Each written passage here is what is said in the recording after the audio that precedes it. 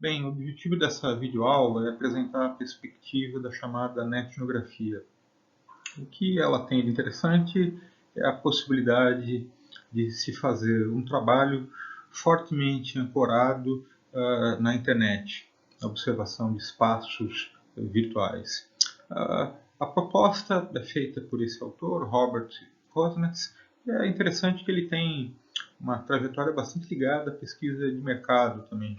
Essa perspectiva etnográfica tem sido utilizada também em certos tipos de pesquisa para abordar comunidades de consumidores de diferentes produtos. Né? Vocês vão encontrar, quando pesquisarem o termo etnografia na internet, diferentes trabalhos que usam essa perspectiva, entre os quais alguns voltados à perspectiva do consumo. Também é interessante notar que nós vamos passar na apresentação da proposta etnográfica por uma certa ideia de fases de como fazer uma etnografia. Vocês vão ver que a proposta de fases de uma etnografia vai lembrar muitas das ideias propostas no modelo da Imaculata de fases de uma pesquisa como um todo. Isso é natural. O discurso metodológico tem muitas sobreposições, muitas coisas que são parecidas entre um ou outro autor. Bom, falando da etnografia, como é claro a partir do próprio nome dela, ela vai ter a ideia de ser uma etnografia feita em contexto online, feita na internet. Etnografia. E a etnografia, como vocês devem saber, uma vez que fizeram disciplinas voltadas à antropologia e tal, é uma perspectiva clássica dos estudos antropológicos, que vai enfatizar fortemente a participação do pesquisador em determinado contexto, a partir da observação participante, a técnica básica de pesquisa, mas também de outros métodos. Um pesquisador que faz observação participante pode também fazer entrevistas, pode passar questionários, pode fazer gravações, pode, enfim, ter um conjunto de técnicas bastante ampla, uma vez que ele está no campo imerso. Outra ideia importante da etnografia tradicional é a ideia do pesquisador ficar vivendo como nativo, ficar muito tempo na etnografia tradicional. Se pode fazer etnografias onde a pessoa fique realmente durante muito tempo, coisa de anos, num certo contexto. Para quê? Para tentar capturar o ponto de vista do grupo que se estuda. Uma etnografia clássica, que vocês já devem ter ouvido falar, é a do Malinowski, os Argonautas do Pacífico Ocidental, onde ele vai para uma ilha lá na Nova Zelândia, Pacífico Sul, né, e fica durante anos observando e vivendo com aquele grupo para tentar capturar aspectos das práticas culturais, do cotidiano, e fazer uma série de descobertas a propósito da cultura que ele está observando. Aqui nessa citaçãozinha da Margaret Mead, também uma antropóloga muito famosa, o que é a etnografia? É o que as pessoas dizem, o que as pessoas fazem, o que as pessoas dizem que elas fazem. Às vezes são coisas completamente diferentes. E essa é a graça da observação imersiva, da observação durante muito tempo, pois ela vai dar um approach para o pesquisador perceber a diferença entre práticas efetivas e práticas discursivas. Às vezes um grupo diz determinada coisa, mas vivencia isso de uma maneira muito diferente. Para dar um exemplo aqui da pesquisa em comunicação, é muito comum na pesquisa em TV, foi muito comum há mais tempo atrás, você entrevistava famílias e de repente perguntava para os chefes das famílias, os homens, o que você vê de TV? Ele falava, o jornal, um pouquinho e tal. Telenovela, daí você perguntava. Não, telenovela não vejo. Pois bem, ele dizia que não via telenovela. Mas quando se ia para o campo e se ia observar o que a pessoa fazia de fato, se notava que os homens também eram consumidores desse tipo de produto cultural. Né? Por quê? Por questões de vergonha, inibição, eles acabavam discursivamente dizendo não vemos telenovela, mas não era verdade, né? E a etnografia então revelava esse tipo de ambiguidade, de comportamento diferente, né? Bem, algumas características da etnografia e da etnografia na rede. Se diz que ela é naturalista, ela busca não interferir no ambiente que se estuda, ela é imersiva. Uma boa etnografia ou etnografia é descritiva, ela vai descrever muitas situações, ela é flexível também no sentido de que conforme o pesquisador vai observando determinadas situações, ele vai poder alterar o seu posicionamento, ora participa mais, ora participa menos, de repente ele imaginou fazer uma técnica e faz outra, ela tem uma flexibilidade a partir do próprio campo. A ideia de emergente é que certas noções vão surgindo conforme a pesquisa vai sendo feita. É um processo de descoberta. É uma pesquisa qualitativa na sua essência, né? Também, como foi falado antes, ela é multimétodos. O pesquisador poderá fazer entrevista, além da observação participante, poderá fazer até, depende do grupo, fazer survey, isto é, levantamento amostral, vai enfatizar as dimensões da compreensão de determinado grupo sobre algum aspecto que o pesquisador tem interesse. Bem, por que o pessoal acaba fazendo muita etnografia em pesquisas de consumo? Né? Pela possibilidade de compreender relacionamento online entre determinados consumidores e empresas. Existem, então, etnografias que são feitas em comunidades por exemplo, colecionadores de carros, pessoas que buscam determinado tipo de serviço. Por outro lado, às vezes antropólogos são convidados a fazerem esse tipo de trabalho para empresas pela possibilidade de que as empresas capturem um conhecimento focalizado e muito difícil de obter com as técnicas tradicionais de pesquisa de mercado. Enfim, podemos dizer aqui um conhecimento mais fino, mais qualitativo sobre o que as pessoas realmente pensam e vivem, como consomem determinadas coisas. Em termos de razão prática, pelas quais o estudo etnográfico ganha popularidade nos últimos anos, é que o plano metodológico dele é muito menos complexo que a etnografia clássica. Ou seja, enquanto uma etnografia tradicional demora, é muito difícil fazer uma etnografia em menos de 6 meses, um ano. Numa etnografia, às vezes se fala que é possível fazer uma boa etnografia em um mês. Isso daí tem a ver em grande medida, com algo característico do ambiente online, que é o fato de o passado de um grupo estar estocado. Então, de certa maneira, um pesquisador que entra numa certa comunidade e essa comunidade tem o registro dela lá, ele vai poder se familiarizar com o grupo de uma maneira imersiva e intensa, recuperando esse passado, vivendo uma certa etapa do presente e contínuo, de uma maneira que naturalmente não é possível no tipo de etnografia tradicional. Bom, existe uma distinção que é feita pelo Cosnetz e que a gente pode assumir como bastante realista, é a ideia de que existe pesquisa de comunidade online e existe pesquisa online em comunidades. Digamos que em relação à pesquisa da comunidade online, a etnografia se mostra mais adequada, mais ajustada. O que caracteriza a pesquisa da comunidade online? São aqueles fenômenos que têm na internet o seu âmbito privilegiado. Existem certos fenômenos que não têm não tem uma existência muito concreta fora da internet.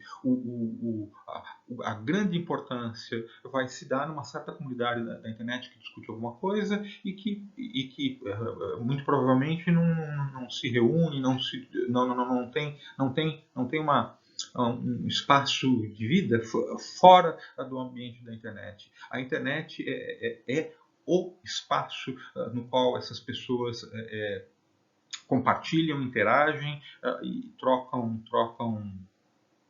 opiniões, avaliações e produzem em certo sentido. Por outro lado, existem abordagens que vão fazer a pesquisa online em comunidade, mas vão tentar complementá-la na medida que o fenômeno também tem uma existência fora da internet, com outras técnicas ligadas à pesquisa do mundo offline, né? Bom, então, de certa maneira, esse slide aqui vai resumir aquilo que eu falei. Uma etnografia é mais adequada para a chamada pesquisa de comunidades online, enquanto a pesquisa online em comunidades incorporará abordagens etnográficas e, eventualmente, também etnográficas. Bom, aqui um exemplo dessa distinção, né?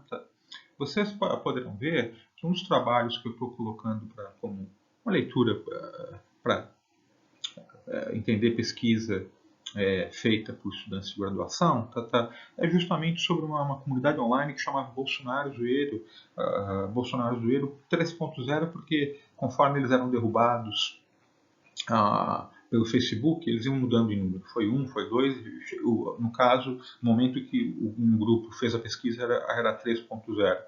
Era uma comunidade que só tinha existência online. Eles não faziam nada offline.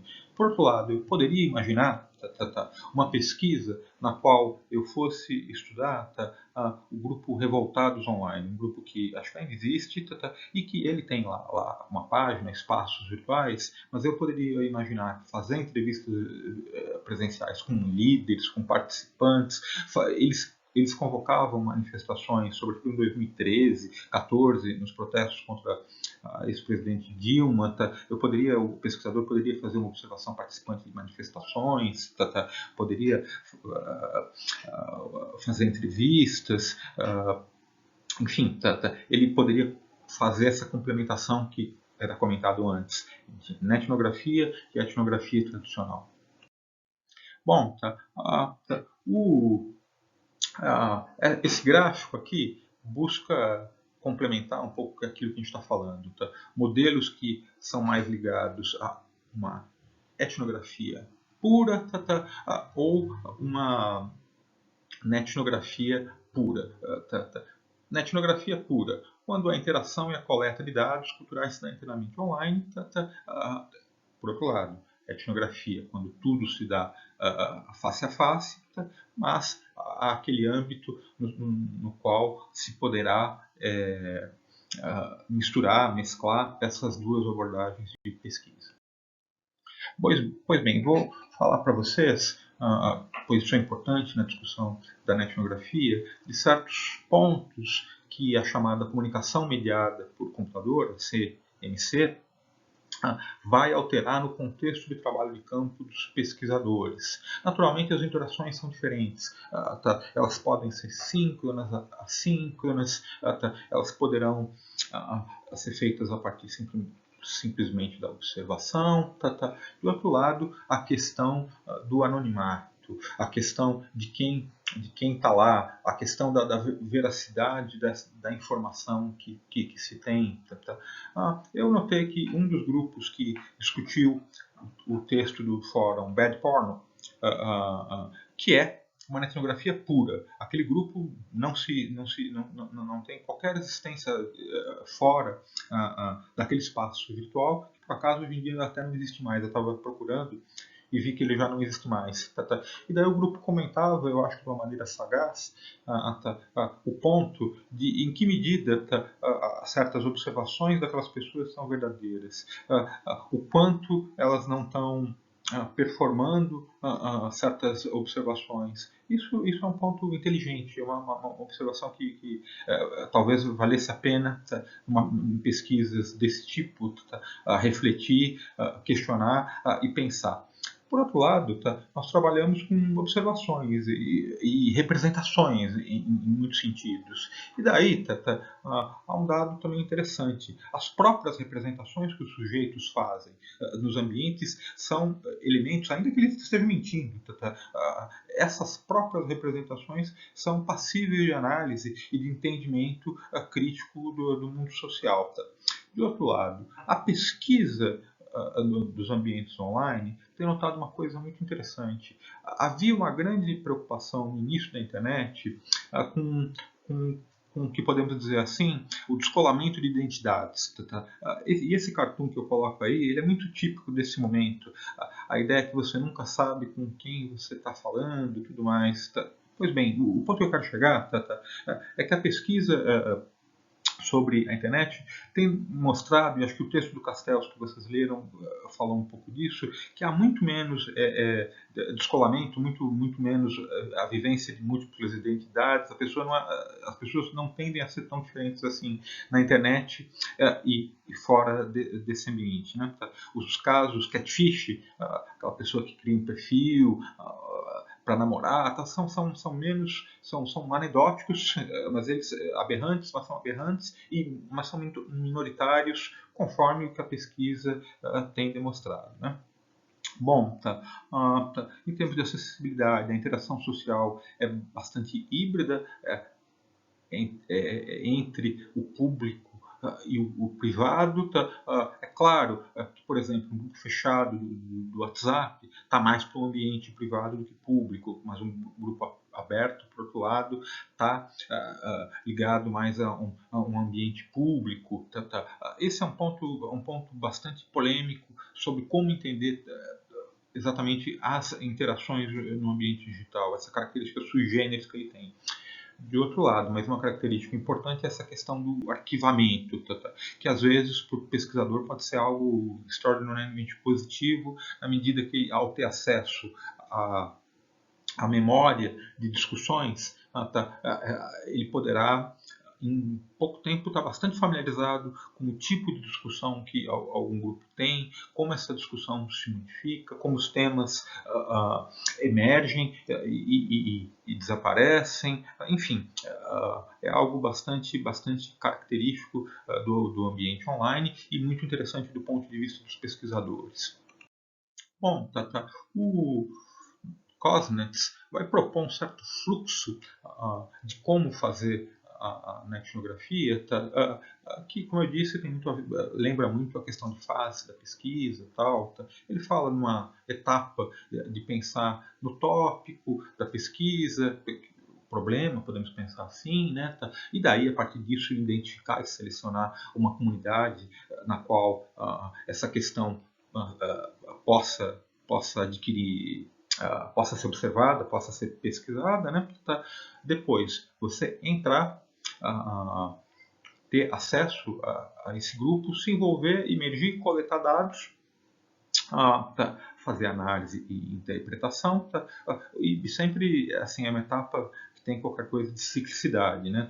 Você está coletando e interpretando os dados e produzindo análises e a partir dessa eventualmente mudando a sua interpretação sobre o fenômeno, e chega em determinado momento que você pode estabelecer determinado conjunto de interpretações que te permitam, afinal de contas, produzir a sua pesquisa, o seu relato e relatar as suas descobertas. Né?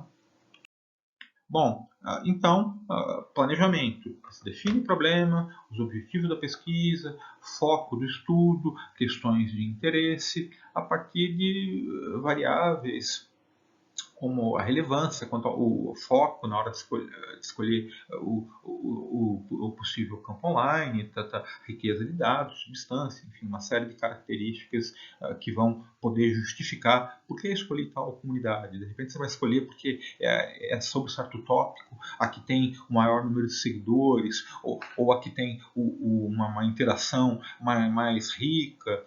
Então, para dar um exemplo, né, houve em outro curso aqui de TMT a ideia de pesquisar aqueles grupos de bairro, né? Não sei se vocês já ouviram falar, tem uma série de grupos de Facebook, né? No qual moradores de um bairro interagem, trocam opiniões, e um grupo, a partir da observação de vários grupos que existiam, escolheram um grupo chamado Dicas de Perdizes, pois ele tem ele era interessante de ser observado na medida que ele tinha uma participação bastante ativa da comunidade da comunidade física do bairro, mas que ia discutir questões dele nessa página de Facebook, né? E daí se escolheu esse espaço. Bom, entrar afinal no campo. O Cosmas disse que esse é o momento crítico, né? Porque você tem que tomar cuidado e não perturbar essas pessoas, isso é uma questão até ética, né? E ter, digamos assim, aprender a quem é esse grupo para aprender a se comunicar efetivamente com ele. O Cosnas sugere que o pesquisador peça a autorização, pode-se pedir, eu acho que é isso uma técnica boa, é pedir autorização para o moderador, para aquele que criou o grupo, ver o que ele acha. É isso que foi feito, por exemplo, em outro trabalho que eu coloquei para vocês lerem, sobre o grupo Seven, aqui da USP. Eles falaram com o moderador, pediram e, enfim, explicaram a natureza do trabalho. A partir disso,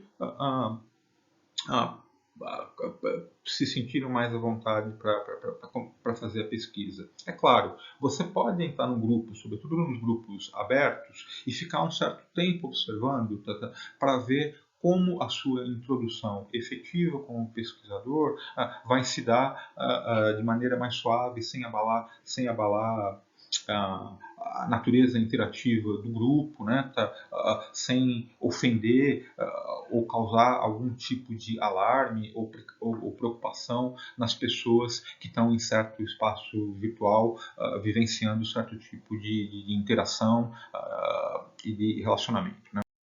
Bom, aqui é um exemplo, está em inglês, mas pouco importa, vocês vão poder entender, de como um pesquisador de repente se introduz em algum grupo, algum espaço virtual, que pode ser uma lista de discussão, pode ser uma página de Facebook, pode ser um grupo de WhatsApp. Então ele está aqui explicando: hello, meu nome é Tom, eu estou fazendo uma pesquisa tal. No caso, ele tinha até uma pagininha com um site, enfim, ele dava uma série de detalhes e procurava se introduzir nesse grupo, solicitando a permissão para eventualmente fazer a sua pesquisa e interagir com as pessoas, né? Obtendo essa permissão, ele fará a pesquisa, sobretudo no caso dos grupos privados, nos quais certamente as pessoas estão produzindo dados, elas são pessoas, né? Elas não são textos. Esse é um ponto que a gente vai voltar ao falar de questões éticas, é um ponto bastante importante. Coletas de dados. Os dados de arquivos, né? Postagens antigas, mensagens, enfim, e-mails do passado, os dados que o pesquisador possa produzir na interação com as pessoas da comunidade, entrevistas, troca de imagens, trocas de vídeo, e as notas que o pesquisador faça no campo. Vai notar, né, que também um instrumento muito típico da etnografia é o diário de campo, no qual o pesquisador tem o dia de observação dele, e daí ele anota as suas percepções, as suas observações, ele comenta aquilo que tenha sido significante, por exemplo, o modo como com o tempo, o tipo de relação que ele tem com as pessoas de determinado grupo vai mudando. São uma série de dados. Nós falamos antes que a etnografia é basicamente descritiva. São dados descritivos. O pesquisador vai dizendo: hoje fulano que nunca falava comigo comentou algo que eu coloquei. Enfim, isso, e vai tentar por que isso aconteceu, porque o pesquisador fez alguma observação. Enfim, cada pesquisa vai ter suas características e o pesquisador vai tentar tirar sentido desse conjunto de observações que ele faz. Na análise dos dados, Tá. A ideia de ser um processo, como a Grand Theory, indutivo, de você teorizar a partir dos dados, tentar encontrar um padrão explicativo para esses dados, utilizando basicamente estratégias de codificação do conjunto de informação que você obtém e que são num processo analítico, indutivo, que o pesquisador tenta encontrar uma síntese e uma contextualização desses dados para explicar determinada característica do grupo. Então, para dar um exemplo, o pessoal que fez o trabalho sobre o Bolsonaro 3.0 vai caracterizar, se eu não me engano, as mensagens ou os memes, agora não lembro exatamente, no tipo de discurso que se coloca. E a partir dessa codificação, ou categorização, como queiramos, eles vão ter a característica básica de padrão comunicacional desse grupo. Enfim, isso daí tinha a ver com o problema deles e o que os interessava, mas é o processo básico. Categorizar, codificar. Aqui nós temos um exemplo de uma codificação feita de mensagem, onde o pessoal vai anotando quais são as ideias principais que estão nessa mensagem, onde o emissor produz destaques, diz coisas de uma certa maneira. Então, naturalmente, a parte em vermelhinha são as anotações do pesquisador que vai codificando, criando categorias que permitem fazer essa análise basicamente qualitativa do dado descritivo que a etnografia produz. Né? Bom, agora a questão de pensar na ética dessa pesquisa e como fazer de modo a não provocar prejuízo, alarme no grupo que se pesquisa. Essa é, digamos assim, a regra de ouro da ética da pesquisa. Nós não devemos prejudicar aqueles grupos que estamos pesquisando. Nós devemos agir com eles como gostaríamos que agissem conosco. Bom, a partir disso, dessa preocupação basilar da ética da pesquisa, nós devemos pensar: o espaço que eu estou é um espaço público ou um espaço privado? Bom, isso tem implicações e questões muito sérias, na medida que é estabelecido que para espaços públicos ninguém precisa pedir autorização. A gente pode entender então a internet mais ou menos como a produção de textos que qualquer um pode ler. Qualquer um pode ler e, portanto, qualquer um pode analisar. Ninguém num espaço público, não há uma restrição à observação. Né? Por outro lado, esse espaço é privado? Se esse espaço é privado, nós já começamos a ter algo mais complexo e que exigirá aquilo que eu comentava com vocês, a permissão para pesquisa e para a eventual publicação. Essa publicação poderá ser de uma maneira com que nós anonimizemos o grupo e os participantes, que é a praxe da pesquisa. A rigor, vai ter pouca diferença nós dizermos pesquisamos um grupo sobre tal tema, tal, ou informarmos o nome desse grupo. Para efeito da comunicação científica. No entanto, para efeito de uma eventual proteção ou respeito ao grupo pesquisado, nós podemos seguir a prática e anonimizar. Por outro lado, existem contextos nos quais você anonimizar pode não ser bom, no sentido que você pode estar deixando de dar crédito para as pessoas que estão fazendo alguma coisa interessante e cuja divulgação dos nomes não vai em absoluto prejudicá-las.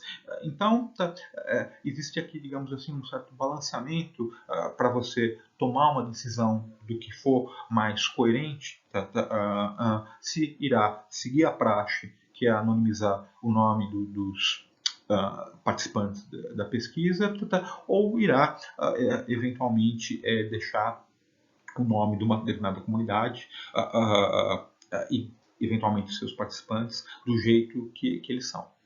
Bom, na praxe da pesquisa existe uma coisa chamada consentimento informado, no qual nós explicamos para as pessoas o que é a pesquisa e por isso que é informado, e pedimos o consentimento dela. Podemos pesquisar? Existem uma série de documentos formais, sobretudo em pesquisa que pode envolver mais risco às pessoas, por exemplo, a pesquisa médica. Agora, certamente que o pessoal está pesquisando medicamentos, todo mundo que está se colocando como, entre aspas, cobaia desses medicamentos, está assinando declarações desse tipo, concordo, etc., para participar dessa pesquisa. Em pesquisa qualitativa, é mais comum que o consentimento seja consensuado durante o processo de feitura da pesquisa, mas, é claro, uma vez como o Kuznets diz, na entrada você já procura obter um conhecimento mais... um consentimento mais geral das pessoas, se você pode ou não pesquisá-las, né? E podendo, você segue em frente. Não podendo, você procura outra comunidade, procura outro grupo e procura não infringir a ética da pesquisa e não prejudicar os outros e, portanto, também não se prejudicar nas possíveis implicações que essa questão pode ter. Tá havendo um movimento cada vez maior para as instituições criarem certas instâncias de controle dos projetos de pesquisa, que seriam comitês de ética da pesquisa. E daí o pesquisador manda o projeto dele, esse comitê avalia e dá o aval se poderá continuar ou não, né? Bem, talvez em algum momento vocês peguem isso, mas é algo que paulatinamente vem crescendo a tendência de se pensar para proteger as pessoas, né?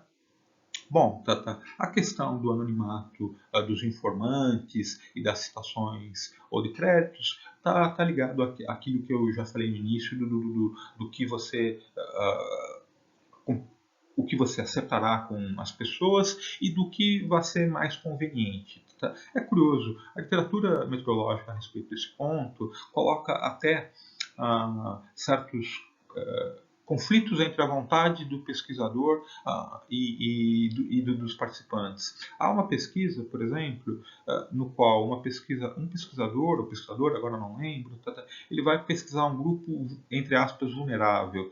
Eram pacientes de alguma doença que tinham criado um espaço online para digamos assim, se fortalecerem na batalha contra essa doença. O pesquisador consultou o grupo sobre o que eles prefeririam em termos da anonimização dos nomes ou não. O grupo optou falou, não, nós queremos que você publique o nosso nome.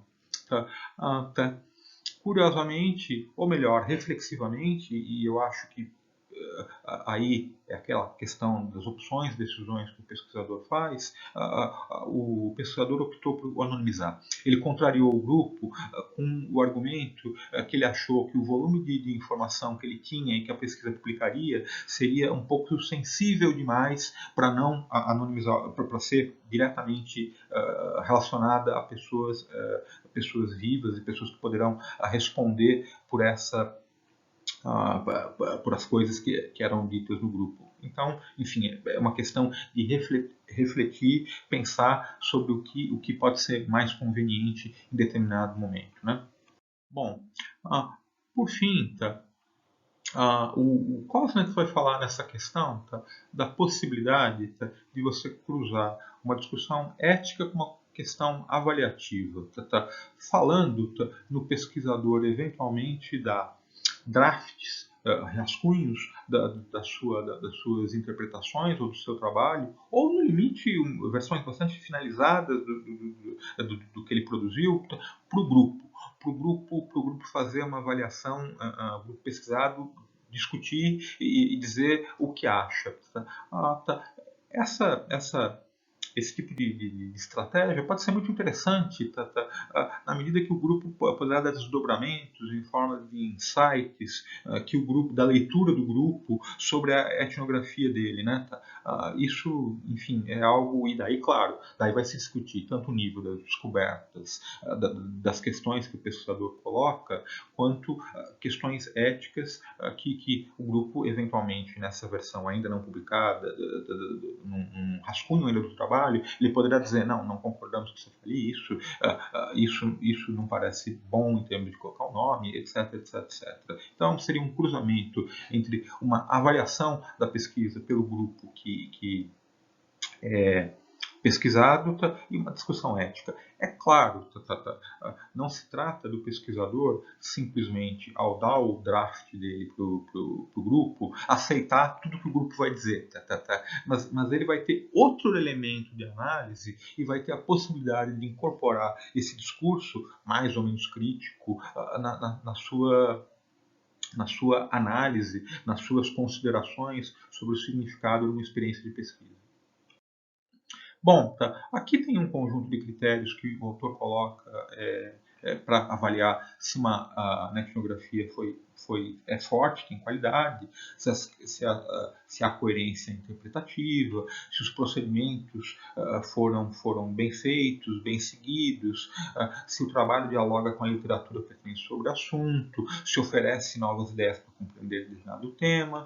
Vamos ver, se transmite a impressão de uma conexão do pesquisador com o fenômeno, se é verossimilhante, se revela a reflexividade do pesquisador, se inspira e fortalece a ação social, se interliga questões do mundo online e offline do fenômeno estudado.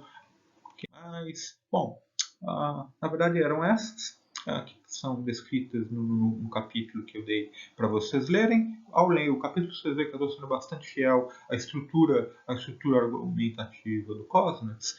E eu coloco aqui um exemplo de um estudo que ele dá, um estudo etnográfico, para discutir questões de pesquisa de mercado. Eu acho que eu já disse, ele é antropólogo e está muito nos últimos anos voltado a essa questão da pesquisa de mercado. Ele também tem um blog onde vocês podem ver, caso desejem, outras discussões sobre o método etnográfico. Bom, então, pois bem, essa foi uma discussão do que é e como fazer uma etnografia. Eu espero que tenha ficado claro para vocês certos paralelos entre a ideia de fases de uma pesquisa do modelo meteorológico da maculata e fases de uma etnografia conforme a proposta do Cosnets. Também é interessante notar a questão do tipo de proposta analítica do dado qualitativo que ele nos propõe, que é algo importante para ter em mente a quem pretenda fazer algum tipo de análise qualitativa desse tipo. Então, é isso.